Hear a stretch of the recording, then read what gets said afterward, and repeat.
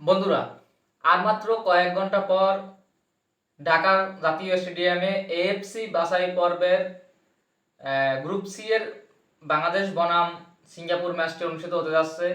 এটি মূলত দুই দলের জন্য একটি গুরুত্বপূর্ণ ম্যাচ এবং বিশেষ করে বাংলাদেশ ফুটবল টিমের জন্য সবচেয়ে গুরুত্বপূর্ণ একটি ম্যাচ। কারণ আমরা আশা করি বাংলাদেশ একদিন ফুটবল বিশ্বকাপে অংশগ্রহণ করবে এবং অগ্রযাত্রা হিসেবে আমরা এই ম্যাচটিকে খুবই গুরুত্বপূর্ণ বিবেচনা করে থাকি।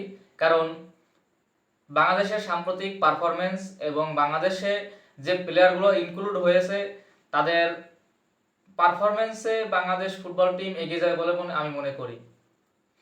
বাংলাদেশ ফুটবল টিমের বর্তমান স্তম্ভ ধরা যায় আপনার হামজা চৌধুরী এবং তার দেখা দেখি আরও ভালো মানের কিছু প্লেয়ার বাংলাদেশ ফুটবল টিমে বর্তমানে আসছেন।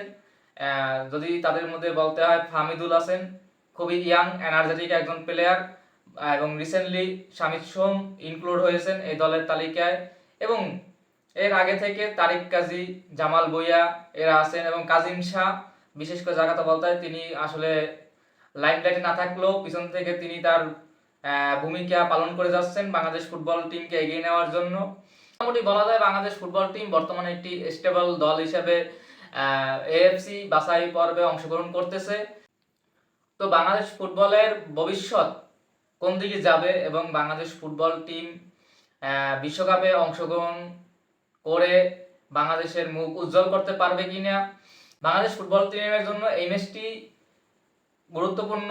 কারণ হলো বাংলাদেশের এই ম্যাচটির মাধ্যমেই বোঝা যাবে বাংলাদেশের ভবিষ্যৎ, বাংলাদেশ ফুটবল টিমের ভবিষ্যৎ কোন দিকে আগাবে এবং বাংলাদেশ ফুটবল টিমের ভবিষ্যৎ কোন দিকে যাচ্ছে সেটি মূলত এই ম্যাচ থেকে আপনার বোঝা যাবে।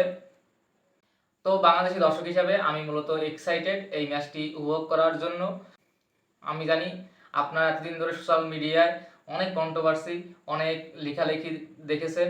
আসলে এটি বাংলাদেশের মানুষের একটি আবেগের জায়গা। বাংলাদেশ ফুটবল টিম এর আগে আপনার অংশগ্রহণ করলেও এতটা মাতামাতি ছিল না তাদেরকে নিয়ে, কিন্তু কিছু ভালো মানের প্লেয়ার বাংলাদেশ ফুটবল টিমে অংশগ্রহণ করায় বাংলাদেশ ফুটবলের হাইপটা আপনারা দেখতে পারতেছেন অনেক গুণ বৃদ্ধি পেয়েছে এবং এই হাইপ যদি ধরে রাখতে হয় তাহলে বাংলাদেশের জাতীয় দলের ফুটবলারদের আরও ভালো বেটার পারফরমেন্স দিতে হবে, যাতে করে এই যে গণজাগরণ শুরু হয়েছে বাংলাদেশ ফুটবলে তা যেন বন্ধ না হয়ে যায়। আমি মনে করি বাংলাদেশ ফুটবলের এই গণজাগরণ আরও ঘটবে এবং দেখার বিষয় বাংলাদেশ সিঙ্গাপুরের সাথে কীরকম পারফরমেন্স করে এবং আমরা মনে করি বাংলাদেশ অবশ্যই জেতার জন্য মাঠে নামবে এবং আমি মনে করি তারা শতভাগ চেষ্টা করবে বাংলাদেশ ফুটবল টিমকে সামনে এগিয়ে নেওয়ার জন্য। বাংলাদেশের মাটিতে এই ম্যাচটি অনুষ্ঠিত হচ্ছে, তো আমি এখন অধীর আগ্রহে অপেক্ষা করতেছি।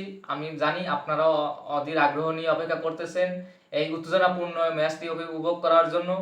আমরা যারা বাংলাদেশে আছি তারা অবশ্যই গলা ফাটাবো এই ম্যাচটি যখন অনুষ্ঠিত হবে এবং মনের ভিতর থেকে সবাই বাংলাদেশ দলকে সাপোর্ট করি আমরা জানি। তো দেখা যাক বন্ধুরা, বাংলাদেশ ফুটবল টিম তারা কীরকম পারফরমেন্স আমাদেরকে উপহার দেয়।